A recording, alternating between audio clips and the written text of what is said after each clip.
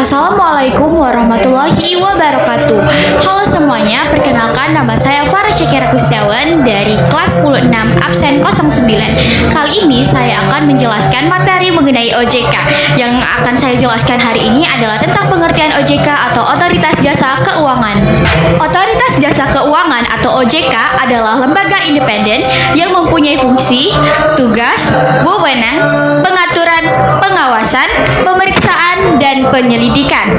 OJK atau Otoritas Jasa Keuangan dibentuk berdasarkan Undang-Undang Nomor 21 Tahun 2011 yang berfungsi menyelenggarakan sistem pengaturan dan pengawasan yang terintegrasi terhadap keseluruhan kegiatan di dalam sektor jasa keuangan. OJK atau Otoritas Jasa Keuangan didirikan untuk menggantikan peran BPOM LK dalam pengaturan dan pengawasan pasar modal dan lembaga keuangan, serta menggantikan peran Bank Indonesia atau BI sebagai bank sentral dalam pengaturan dan pengawasan bank, serta untuk melindungi konsumsi intrusi atau konsumen. Wewenang Otoritas Jasa Keuangan atau OJK berfokus pada pengaturan, pengawasan, dan perlindungan konsumen di sektor keuangan, perbankan, pasar modal, dan IKNB. Secara terintegrasi, OJK berwenang menetapkan peraturan, memberikan atau mencabut izin usaha, mengawasi kesehatan lembaga keuangan, serta menyidik pelanggaran sektor keuangan. Berikut adalah rincian wewenang OJK berdasarkan sektornya. Yang pertama adalah wewenang terhadap lembaga jasa keuangan, bank perizinan, yaitu pendirian bank, pembukaan kantor bank, anggaran dasar, dan kepemilikan. Pengawasan kesehatan, yaitu mengatur likuiditas, rentabilitas, solvabilitas, rasio bercukupan, modal minimum, dan kualitas aset bank. Aspek kehati-hatian, yaitu manajemen risiko, tata kelola bank, prinsip pengenal nasabah atau KYJ, dan anti pencucian uang.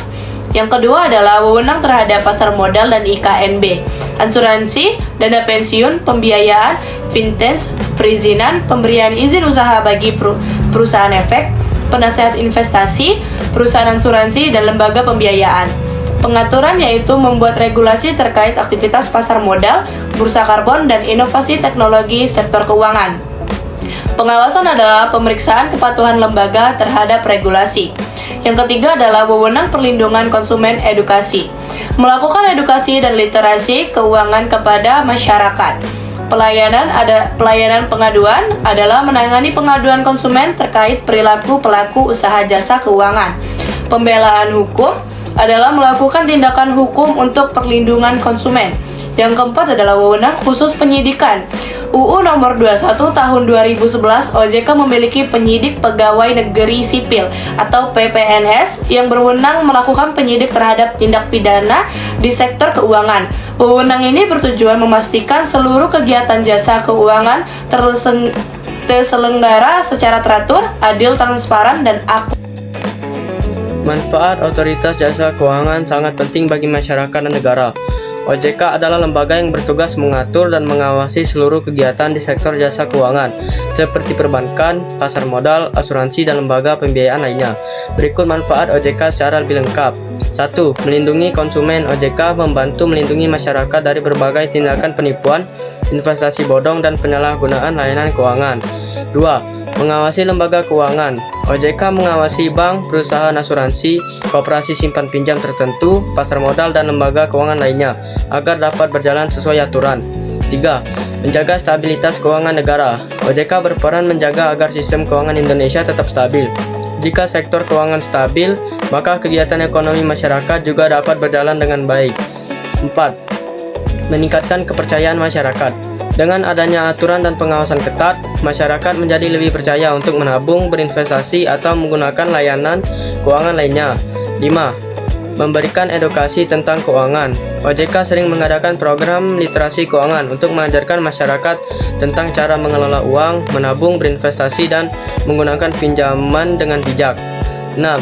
Mencegah keuangan ilegal. OJK bekerja sama dengan pemerintah dari pihak lainnya untuk memberantas pinjaman ilegal, investasi palsu, dan praktik keuangan yang merugikan masyarakat. 7. Mendorong pertumbuhan ekonomi. Dengan sistem keuangan yang aman dan teratur, Kegiatan ekonomi seperti investasi, usaha, dan perdagangan dapat berkembang lebih baik, sehingga membantu meningkatkan kesejahteraan masyarakat. 8. Menciptakan keadilan dalam pelayanan keuangan. OJK memastikan semua lembaga keuangan memberikan pelayanan yang adil, transparan, dan tidak merugikan nasabah atau konsumen. Kesimpulannya, OJK memiliki peran penting dalam menjaga keamanan dan kestabilan sektor keuangan Indonesia, serta melindungi masyarakat agar dapat menggunakan layanan keuangan dengan aman dan nyaman. Saya akan menjelaskan fungsi OJK. Itu adalah lembaga negara yang tugasnya mengatur dan mengawasi semua kegiatan di sektor keuangan.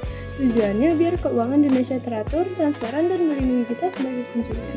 3 fungsi pokok OJK sesuai UUD nomor 21 tahun 2009. Fungsi pengaturan. OJK berwenang bikin pengaturan buat industri jasa keuangan. Hasilnya, semua bank asuransi, pinjol, pasar modal punya standar yang sama. Jadi nggak bisa bikin produk seenaknya. Contoh aturan tentang batas bunga pinjol, syarat modal buat buka asuransi. 2. Fungsi pengawasan. OJK memantau langsung semua lembaga keuangan dari pusat sampai daerah. Yang dilakukan adalah periksa kesehatan bank tiap bulan lewat laporan keuangan, tutup paksa pinjol ilegal dan investasi bodong. Kasih sanksi kalau ada bank asuransi yang nakal ke nasabah. Kalau ada bank mau kolaps, OJK yang turun tangan duluan biar nggak nular ke bank lain. 3. Fungsi perlindungan konsumen. Ini fungsi yang paling kepake buat kita sehari-hari. Yang bisa kamu lakuin lewat OJK adalah cek legal. Pastikan bank atau pinjol asuransi udah terdaftar di OJK ya. Terus ngadu atau lapor kalau diteror dekotor, ditolak, klaim asuransi nggak jelas, atau ketipu investasi. Edukasi.